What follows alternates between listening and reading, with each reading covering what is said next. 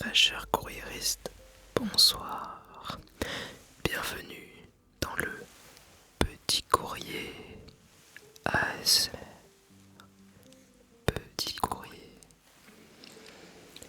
La chaîne du ChatGPT des années 20, on peut dire, puisque vous posez les questions qui vous empêchent de dormir. Comme à l'époque des pages, des lecteurs, des magazines. Nos courriéristes, nos abonnés, nos passants répondent à vos questions dans les commentaires. Pour poser une question, n'oubliez pas, c'est dans le formulaire qui est le lien dans la description. Anonyme, pas d'email, 2 cases, votre pseudo éphémère de courriériste et votre demande. Et surtout, n'oubliez pas de vous relire, s'il vous plaît. Et également, si vous souhaitez regarder ces vidéos sans publicité et d'autres avantages que je citerai juste après, vous pouvez rejoindre cette chaîne en cliquant sur rejoindre à côté du pseudo de la chaîne pour 99 centimes par mois. Vous avez accès à toutes les vidéos sans publicité. Pour s'endormir, c'est sympathique.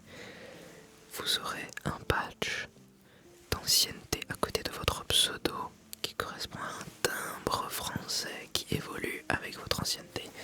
La valeur du timbre augmente, donc la couleur change. Peut-être, je n'ai pas encore décidé car je tourne cette vidéo avec la précédente et la suivante. Également un making of de comment se passent les petits courriers ASMR en petit cadeau de bienvenue. C'est la fin de l'autopromo puisqu'il n'y a pas de sponsor dans ces vidéos. Vous avez les règles, vous savez tout ce qu'il vous faut. Nous pouvons passer au courrier du jour.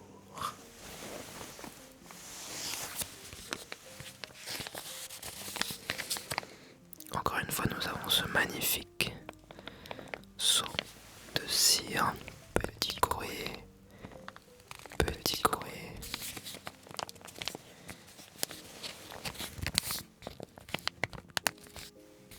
Qui scelle l'enveloppe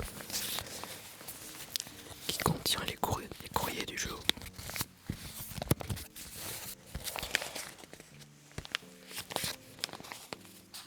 Ouverture.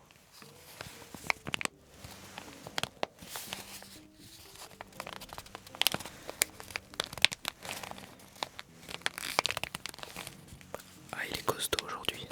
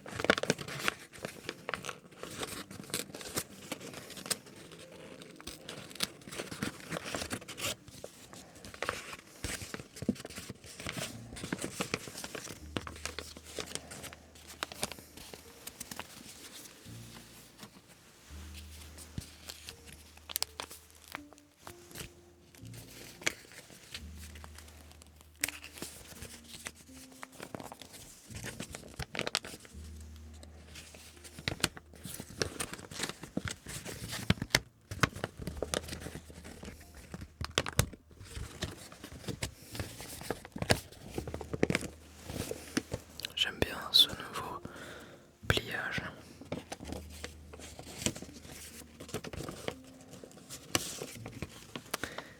Une vingtaine de vos courriers. Alors pour être sélectionné, je le rappelle, écrivez bien s'il vous plaît, relisez-vous. Ne faites pas des phrases trop longues, cela ne sert à rien. Alors c'est parti. Swingueuse Levantine. Cher courriériste, nouvelle au PC. Je suis enchanté de formuler ma première demande. Eh bien, bienvenue. Ma question s'inscrit dans la continuité de celle posée par Plume de Merle, que je salue chaleureusement.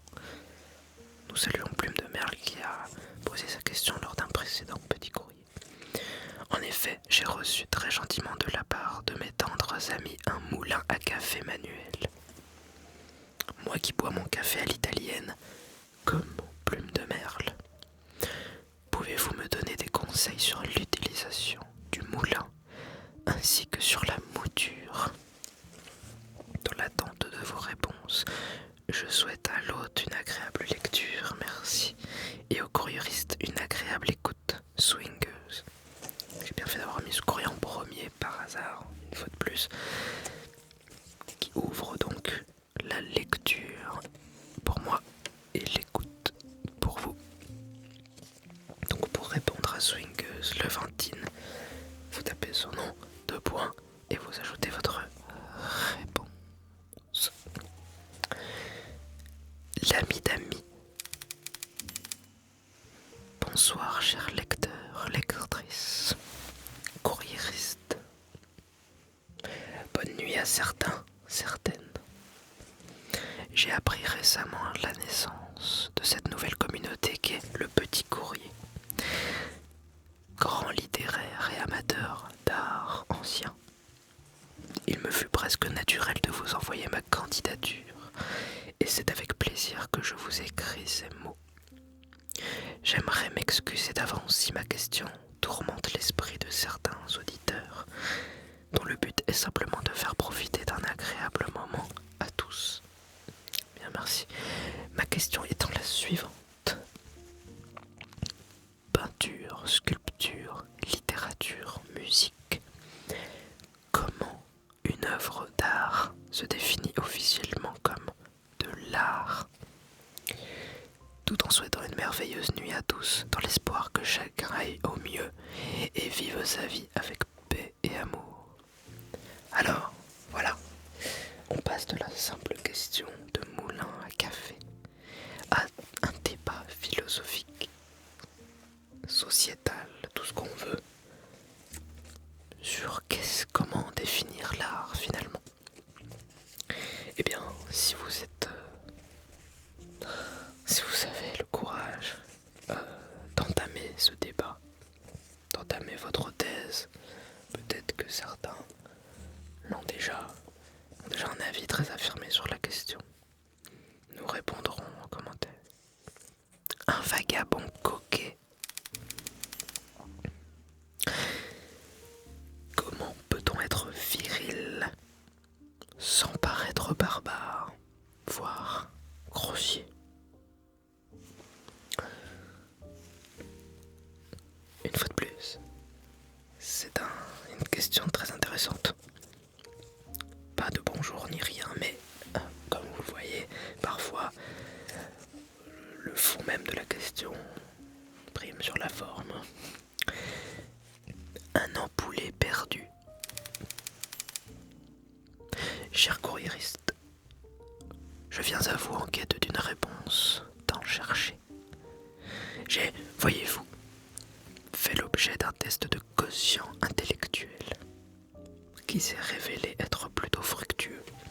On m'a diagnostiqué un TDAH, avec en plus HPI. En somme, un intellect plus évolué que la moyenne et une hyperactivité entraînant un trouble de la concentration. Je suis actuellement au collège et il est pour moi très compliqué de travailler sans avoir du silence. Et mes camarades font donc pertinemment du bruit, ce qui nuit à la qualité de mes productions, évidemment. Ma question est la suivante. Pourquoi existe-t-il autant de mépris dans les établissements scolaires? Amicalement, un empoulé perdu. Alors, nous avons un point commun, vous et moi, cher empoulé perdu, puisque je déteste le bruit dans les salles de classe également. Surtout lorsqu'on a payé ses études et que les autres, théoriquement aussi, mais font plus de bruit que certains au collège d'ailleurs, pour les études supérieures. Alors je n'ai pas de réponse à apporter sur pourquoi autant de mépris. Alors vous me direz, au collège, on est un peu con-con. Dans les études supérieures, Alors j'étais parmi les premiers de la classe, je raconte un peu ma vie, mais voilà.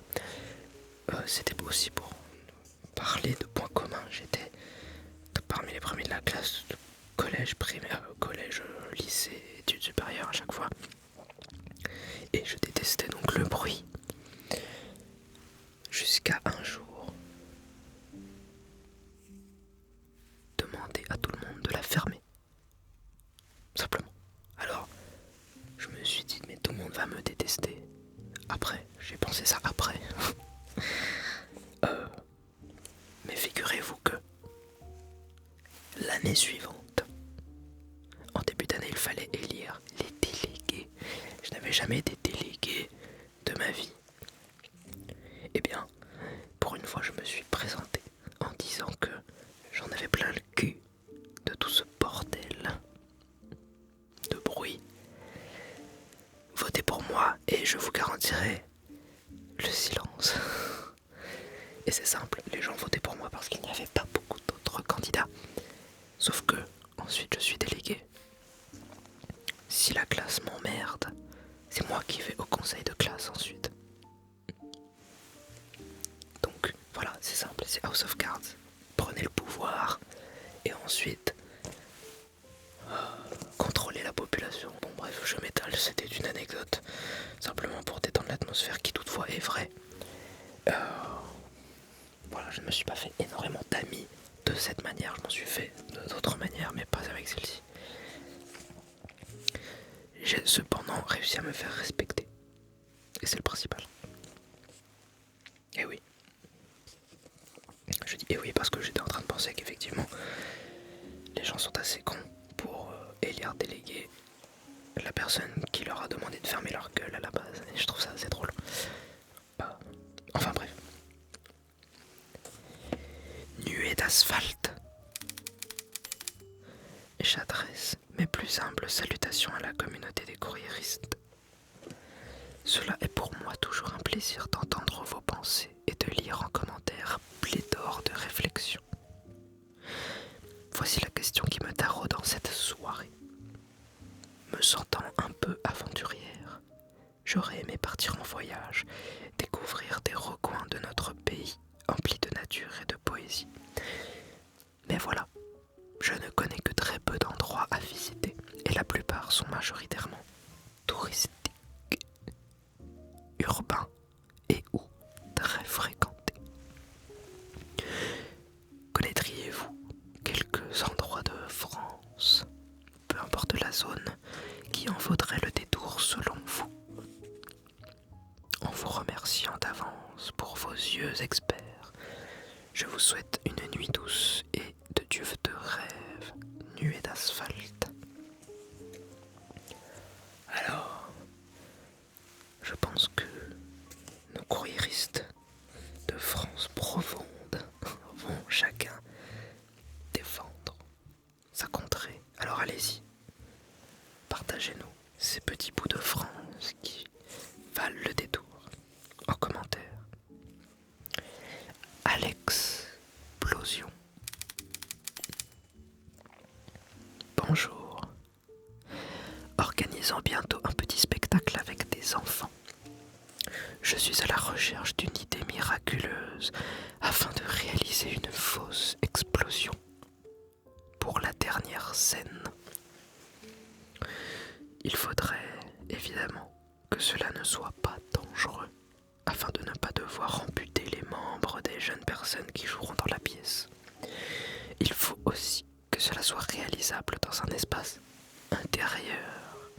Si jamais des lecteurs s'y connaissent dans l'art des effets spéciaux en théâtre et auraient des recommandations pour moi, je suis preneur. Alors, moi je me suis noté une petite idée à explorer quand même, parce que, voilà, ce seraient les rubans de gymnaste. Donc les petites bandes de tissu rouge, orange, jaune, si vous en avez plein peut-être et qu'ils sont enroulés, que vous les lancez comme ça, ça fera une sorte de... oui, comme un feu d'artifice, une explosion. Et bien sûr, associé à votre effet visuel, une bande sonore pour que l'on comprenne tout de suite, il n'y aura pas de doute qu'il s'agit d'une explosion. Voilà, si vous avez d'autres idées, évitons peut-être les artifices tels que les pétards et la poudre noire. Voilà. Coquelicot d'argent. Avez-vous, au cours de votre vie, réalisé votre rêve le plus cher, donc celui qui vous tenait à cœur? Et moi je vais rajouter une question à votre question. Pour ceux qui l'ont fait, pour ceux qui répondront oui, comment vivez-vous l'après? C'est une grande question philosophique de satisfaire ses désirs. En fin de compte, comment ça se passe après? Ceux qui ont vraiment réalisé leur rêve le plus cher. S'il y en a, répondez, on veut votre vision de la vie. Petite aéronaute. Voyager est-il une condition temporaire ou perpétuelle? Perpétuelle. Avons-nous besoin de découvrir et d'explorer le monde, puis de revenir à des racines sûres? Ou la vie pourrait-elle être un voyage à la fois interne et concret? Mais de cette manière, comment contribuerions-nous à maintenir vivantes les cultures que nous découvrons, si nous ne nous trouvons pas nous-mêmes un foyer permanent dans le monde? Encore une question philosophique très intéressante. Quel est votre avis? Expliquez-nous en commentaire. Songe nocturne. Ayant tout dernièrement rejoint le PC, bienvenue. Je vous envoie mes plus affectueuses civilités. Je suis à la recherche d'un, voire plus si vos bagages vous le permettent, roman en rapport aux étoiles, au grand vide, à l'infini cosmos. Mais voilà que ma requête se complique, ne désirant pas d'histoire viscérale et politique à la manière d'un Star Wars ou d'un Star Trek, mais plus une aventure galactique teintée de mystère aux confins de l'univers, où rationnel et irrationnel côtoient la même lisière. Une épopée nébuleuse pour une tête peu connaisseuse. Une épopée nébuleuse. Merci d'avance à la bonne âme qui prendra le temps de m'éclaircir. Enfin, je révérence chaleureusement la constellation d'abonnés qui passe en ces lieux, signé un rêveur amitieux. Alors, si j'ai bien compris, vous cherchez des romans qui raconteraient par exemple l'histoire d'Interstellar. Finalement, ce n'est pas politique, enfin si, un petit peu politique, mais disons que c'est trop tard. C'est surtout une aventure à la fois rationnelle et irrationnelle, aux confins de l'univers pour le coup. Et c'est une épopée nébuleuse. Et oui, et il n'y a pas besoin de s'y connaître, forcément. Nuance coquelicot. Il y a beaucoup de coquelicots en ce moment. On sent que le printemps approche. Pourtant, il est censé être déjà là. Nuance coquelicot. Bonsoir. Tentant de trouver le sommeil depuis des dizaines de minutes, une question me tourmente. Il surélève la tête. Il est doux et moelleux. Il est confortable. Enfin, la petite souris y déposait un présent lorsque vous étiez enfant. Comment l'oreiller améliore-t-il la qualité du sommeil? Et surtout, comment faites-vous lorsqu'il est chaud des deux côtés? Des deux côtés. Des deux côtés. Ma tête remplie de pensées vous remercie. Alors ceux qui ont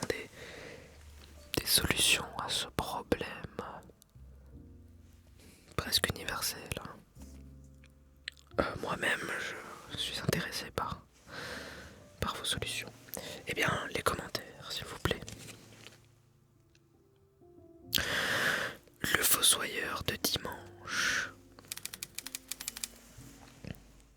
Mes chères amitiés au PC, c'est avec un immense respect que je viens vers vous, plein d'entrain et de passion, poser un humble genou à terre afin de formuler ma requête.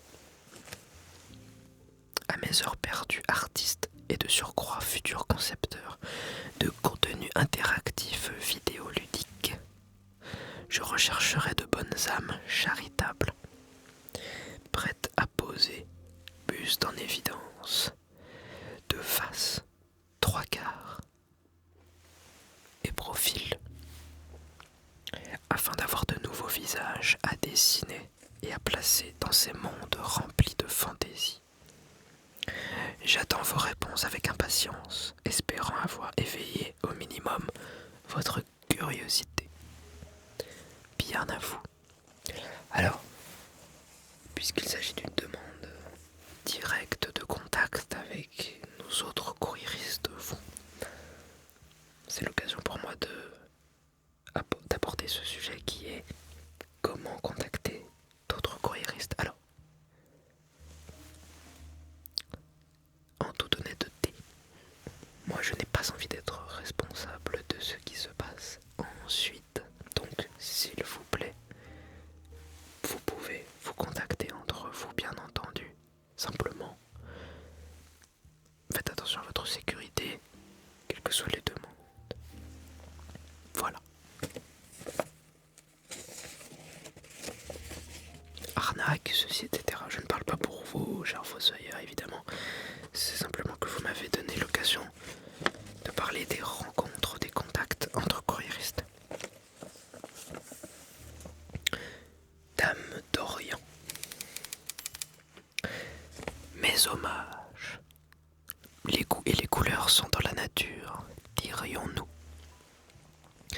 C'est pourquoi je vous expose ma préférence, dans l'espoir de délier langue et tabou, et ouvrir la conversation sur nos petits penchants. J'ai en effet un faible pour les grains de beauté et les cicatrices. Je ne peux m'empêcher de les admirer sur le corps et le visage de quiconque les expose. Avez-vous aussi, secrètement, une admiration pour un trait ou une particularité physique? Particularité physique. Bien à vous, dame d'Orient. Allez-y en commentaire. Pour ma part, je dirais le nez. Je regarde beaucoup le nez de ces dames, puisqu'il est littéralement en plein milieu du visage. Et donc je pense que s'il ne me convient pas, c'est tout le visage qui s'effondre. Donc je pense que c'est d'ailleurs l'une des choses que je regarde en premier, c'est le nez. Voilà. Et petite, on va dire, remarque, c'est que la plupart du temps, les nez que j'aime bien ne sont pas appréciés par leur propre propriétaire. Voilà. Qu'est-ce que cela veut dire? Je n'en sais rien. Rivière de lune, que nous avons déjà reçu au PC. Bonsoir le petit courrier. Tout d'abord, je souhaitais chaleureusement remercier les personnes qui ont pris le temps de répondre à ma question dans la toute première vidéo. Sachez que je les ai bien prises en considération. Oui, donc Rivière de lune, hésitez entre un métier passionnant avec des collègues moins passionnants ou un métier, on va dire, peu attrayant mais avec des collègues super. Donc voilà le dilemme en fin de compte que Rivière de lune nous avait posé.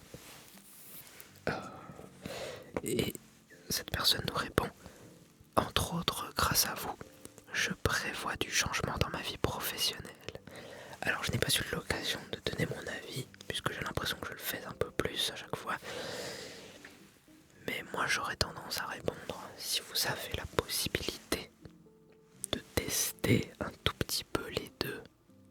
ça serait parfait.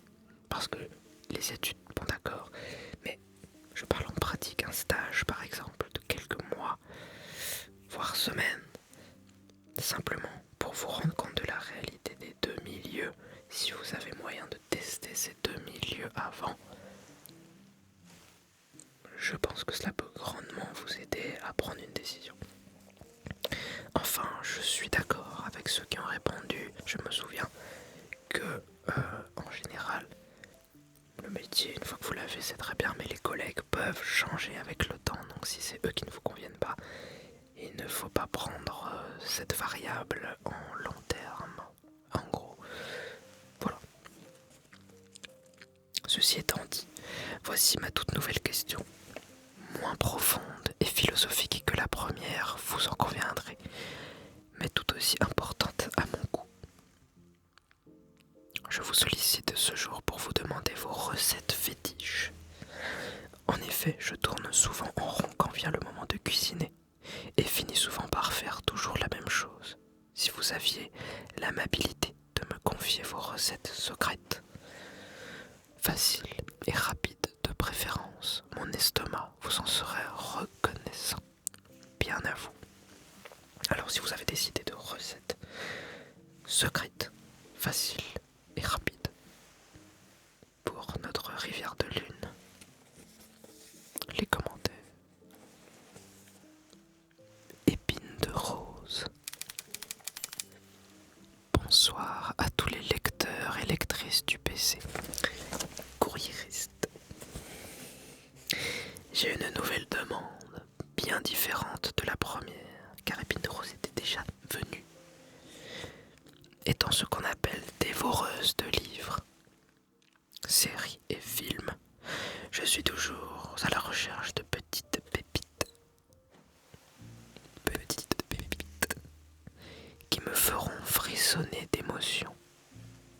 En ce moment, je lis et regarde des œuvres qui mettent à l'honneur des femmes aussi belles que des roses, mais qui savent pertinemment utiliser leurs épines.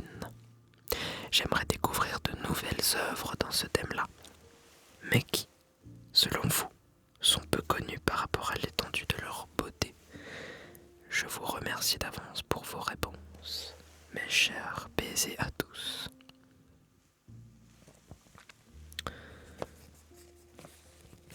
Œuvre donc de toute forme possible. Livres, séries, films. L'aigle imparfait. Cher courriériste, permettez-moi de m'introduire par-delà les limites de notre réalité afin de solliciter votre éclairage sur une question éthique complexe qui trouble mes pensées. Il s'agit là d'un sujet d'une importance capitale, touchant à divers domaines de réflexion. Je me trouve dans l'obligation morale d'assister une personne que j'estime. Cependant, cette assistance requiert l'obtention d'une signature officielle sur un document qui pourrait s'avérer préjudiciable pour le signataire, bien qu'il me soit indispensable pour mener à bien cette action. Je tiens à souligner que mes principes éthiques demeurent d'une haute importance à mes yeux, et je me réjouis que l'impact direct sur la vie de cette personne soit minimisé. Pour atteindre mon objectif, l'idée m'est venue d'adopter une approche peu conventionnelle, à savoir le recours au déguisement.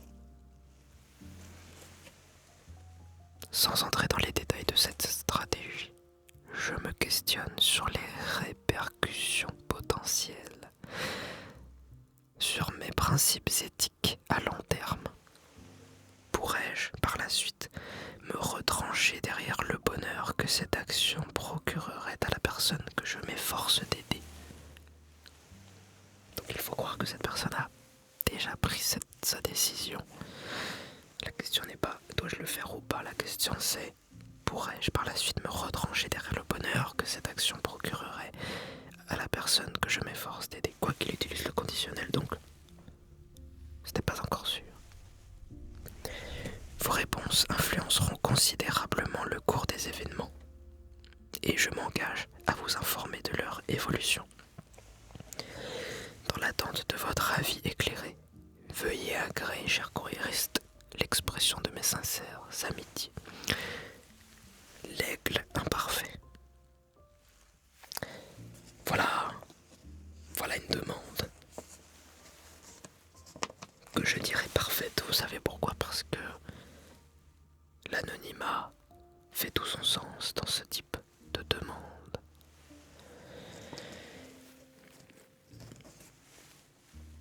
Blake l'imparfait, vous êtes parfait.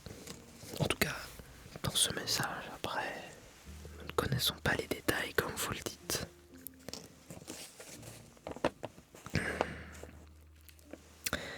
Anaphore. Bonsoir. C'est mon deuxième petit courrier, et oui.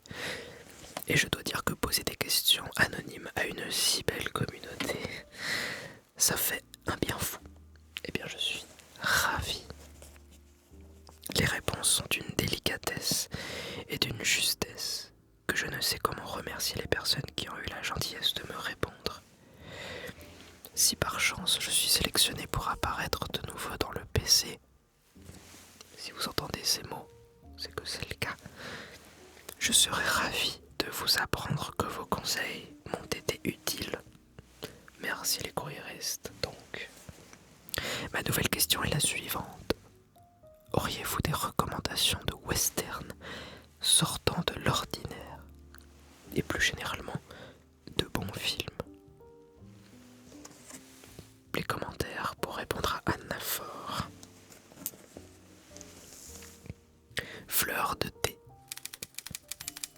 Cher lecteur, chère lectrice, courriériste, je m'adresse à vous aujourd'hui pour quémander votre aide. Jeune lectrice admiratrice de reptiles, je souhaiterais vous poser une question que je n'ai que très rarement l'occasion de poser à mes connaissances, en espérant que ce courrier parvienne à d'autres passionnés de reptiles. J'aimerais connaître le nom de votre reptile favori et savoir pourquoi ce reptile est votre favori. J'attends vos réponses avec impatience et espère faire la connaissance de nouvelles personnes partageant cette même passion. Amateurs de reptiles, les commentaires. Énigmateur. Alors oui, j'avais effectivement dit dans un précédent courrier que si nous avions une énigme par édition, cela serait sympathique. Chers membres du PC, je vous adresse une énigme aux plus friands d'entre vous. Je suis toujours avec vous, mais vous ne me voyez pas. Quand je suis fermé, tout est sombre et je suis de pair. Que suis-je? Si vous avez la réponse. Énigmateur de bois. Votre réponse. L'aurore boréale. Bonjour à vous, chers abonnés du PC. Je me tourne vers vous aujourd'hui pour vous demander une simple chose. Quelle est la chose qui vous passionne le plus dans la vie? Même si vous pensez que votre passion n'est partagée qu'avec une minorité de personnes, je me ferai un plaisir de lire vos réponses les plus farfelues. Comme vous l'aurez peut-être deviné avec mon nom de courriériste, depuis un récent voyage dans les contrées les plus septentrionales du continent européen, je me passionne pour ces drapées vertes qui dansent dans le ciel à des vitesses qu'un humain a du mal à s'imaginer. Je vous souhaite à toutes et tous de les voir au moins une fois dans votre vie. En vous souhaitant une bonne écoute de mes prochains confrères courriéristes et une très agréable journée à vous. aussi, mon très cher Maxence, vous pouvez répondre à la question. Alors, dans les commentaires, l'aurore boréale, 2 points. Ajoutez votre passion la plus farfelue. Pour ma part, collectionner les boîtes, déjà. Ah, c'est quelque chose, hein. Après, c'est plutôt le pourquoi qui fait toute la différence.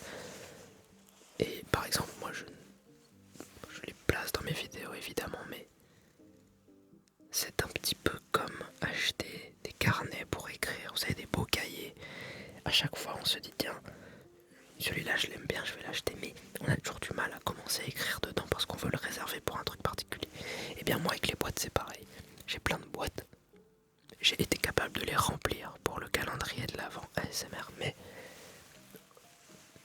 dans la vie de tous les jours, je n'arrive pas à leur définir une fonction. Elles sont là, elles sont vides, rangées, et je les accumule. Voilà, mais peut-être que lorsque j'aurai ma maison, abonnez-vous, 99 centimes par mois pour que je puisse acheter ma maison.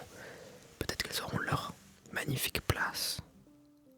Et voilà, donc c'est une passion. Pour le coup, c'est une passion parce que jamais je n'en ferai un métier. Et lorsque j'en vois,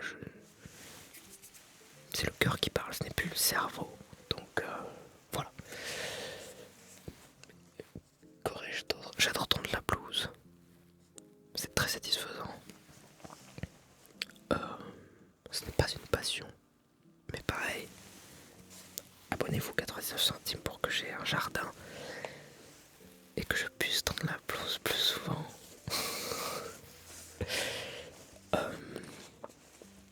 Et surtout, vu que si c'est une passion, que je choisisse la tondeuse parfaite, le haut de gamme, le luxe. Je plaisante. Voilà, je n'ai pas d'autres idées pour l'instant, mais j'espère que je vous aurai donné quelques graines de tournesol pour le hamster joufflu. Vous lui avez trouvé des recettes à base de graines de tournesol, j'en suis très heureux d'ailleurs. Farfadet, malicieux. Cher PC, il y a environ une semaine, j'ai pris possession d'un plot de chantier. Étant maintenant dans ma chambre, son utilité ne s'est pas encore avérée. Avez-vous des façons de se servir de ce plot au sein d'une chambre ? Salutations distinguées. Alors vous voyez, avec ce genre de message, ce que j'adore, c'est qu'on peut s'imaginer l'état dans lequel se trouve la personne qui écrit. En l'occurrence, je soupçonne une gueule de bois fort sympathique. J'espère que vous avez apprécié ce petit courrier ASMR.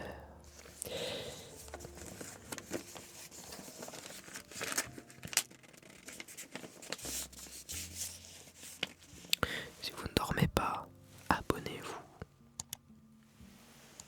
à cette chaîne. Répondez, finissez d'écrire pour ceux qui sont encore